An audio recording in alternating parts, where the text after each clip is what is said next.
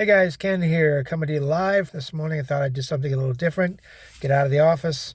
Excuse the portrait orientation here. This is the easiest way I can hold this camera phone to shoot this video.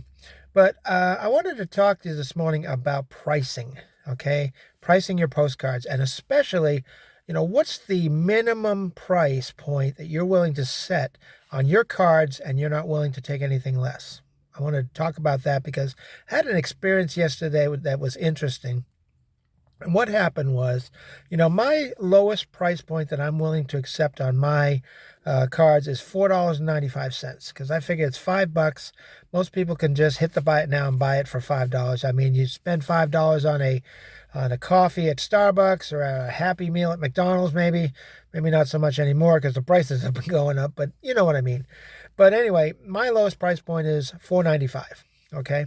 Now, recently, as you know, I made a decision to put a make offer tab on all my listings because I figured nobody would send me a make offer on a $4.95 card. Well, I was wrong. Okay, yesterday I got an offer on a $4.95 card, which is my lowest price point, and this guy offered me 50% less. He offered me like $2.50, and I'm like, that dog's not going to hunt. Sorry. So I counter offered him for like $3.75. Now, in that case, I was willing to take a little less because I already had the make offer tab on that, and I wanted to honor that.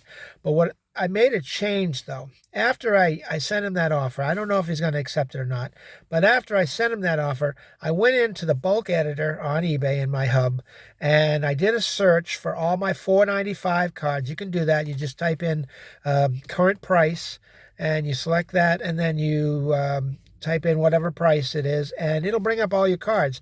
And I think I brought up about 110 cards that I have set at that price point. And what I did is I didn't change the price, but I took the make offer tab off of it.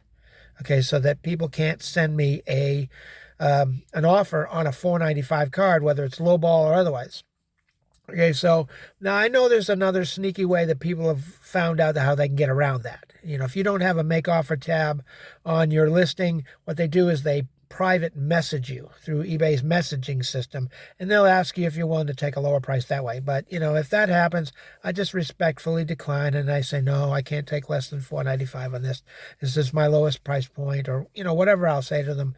I usually have a pre-typed verbiage that I just copy and paste there, and then I go on.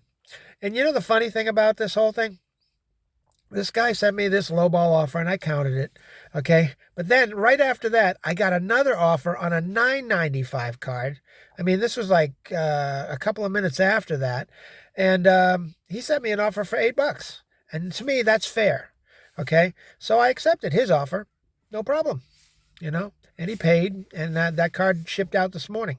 But on my lowest price point offer, you've got to be able to set what's the minimum you're willing to take on your postcards, and you're not willing to violate that. Because the most important thing in your business is profit, net profit. Doesn't matter how much money you make in gross sales. People say, oh, I made $100,000 last year. Great.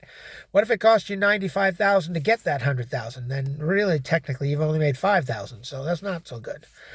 So, you've got to set your prices at what works for you. Okay. But I was just curious. I was wanting to know, what's your lowest price point? Now I know I'm going to probably get some comments that people say, well, I won't accept anything lower than $14.95. And that's great. If you get the kind of cards with the kind of subject matter that can command those kind of prices, hey, go for it.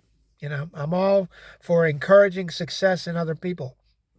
But if you're dealing in more of the common cards, which a lot of us do, those prices, those minimum prices may not work. So you may have to take a little less, especially during these times where we're all kind of facing this high inflation. Gas prices are still high. Food prices are still high. Everything is still high. I mean, yesterday we went looking for a table, and we found one at the local thrift shop here. It's called Vinny's. And what happened was we found it for like $12. It's a new table I want to set my printers on. But all the other tables we looked at were like $300, $400, $500. I'm like, no way. That's not going to happen. But anyway, you want to set your price points what works for you. But like I said, the change I made Whereas before I had make offer tabs on everything, I just went into the $4.95 price point and I changed that up and I took the make offer tab off of that. Now on my other cards, on all my other cards, I still have the make offer tab. But on the lowest price point, I took that off because I don't want to receive any more offers or even lowball offers on my lowest card. So like I said, I'm kind of curious as to what you do. You know, if you've had any experiences like this, feel free to share those in the comments. And let's have a conversation about it. You know, what's the lowest you're willing to take? You know, let's just have a conversation about that in the comments, and that way it can help somebody else that's thinking about how to figure out their pricing. All right, but listen, I'm going to enjoy the rest of this day. I've got my coffee all set here, and I'm just having a ball, and I hope you guys are having a great day.